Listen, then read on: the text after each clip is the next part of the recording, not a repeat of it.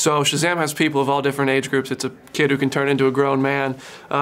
We have, I think every age group has their own favorite Batman. So I want to start by asking you, which Batman is your favorite? Oh, that's a tricky one. I think Michael Keaton was my favorite, just because it was so unusual and so unexpected. But the Dark Knight stuff is you know, obviously legendary. So that's a really tricky one. Yeah, it's a tough question. Yeah. You got to be careful too, because everyone's got a Adam favorite. West I really loved too, you know. The Adam original. West, exactly. So he was incredible, and then doing Kick-Ass with Nick Cage, who was channeling Adam West. You know, that's a very, you know, it's a tricky question to answer because there's been so many great ones. Right. So this is your second major DC role. Why are you always drawn to the villains? What is it about the villains that's so much fun for you? Because as an actor, I think I want to play parts that are tricky, characters that are conflicted and multi-layered and complicated. And I think you find that in the villains often. And what's great about this movie is you get to see him as a boy and you find out where all that complication comes from, because obviously he's being bullied as a kid. So even though you may not like him in his adult manifestation, you might at least understand him. And that made this particular part really interesting. I always think a good villain you need to understand their motives, and they did a great job with your character in this one.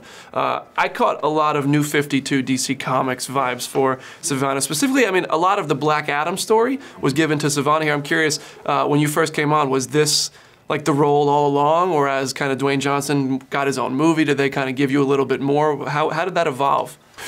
I don't know that Black Adam was ever involved, to be honest. I don't know, that came about as a rumor that just swirled and gathered its own momentum. And I think it's fun to have that as but Savannah was always the villain. In fact, in the original comic, I think he was the original nemesis in #2. I don't think there was a #1, but he, Fawcett Comics days, he was the original nemesis. So I think, yeah, he was always the guy.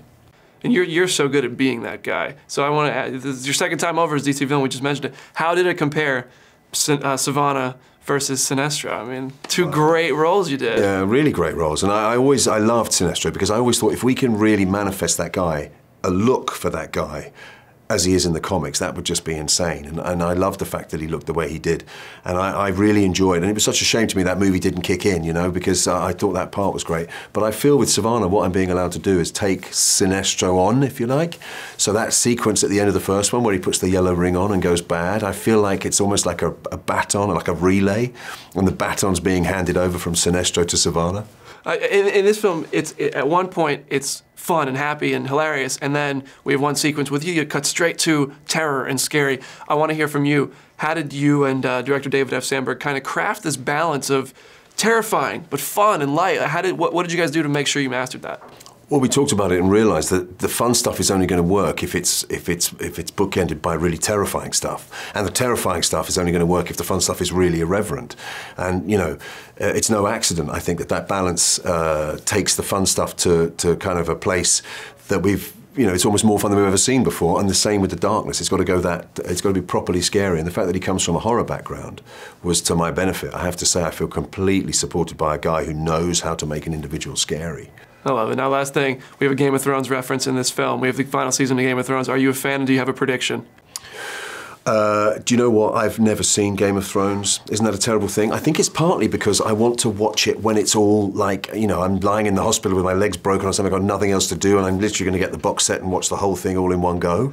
Why does that have to happen? I've never heard something. I can't think of any other reason where I'd be trapped somewhere and want to have to watch literally 8 seasons or 7 seasons of a movie. It's already a tough show to watch. But to be honest with you, I've never watched all of Breaking Bad or all of Sopranos for the same reason. Start with Lost. I watched quite a lot of Lost, actually.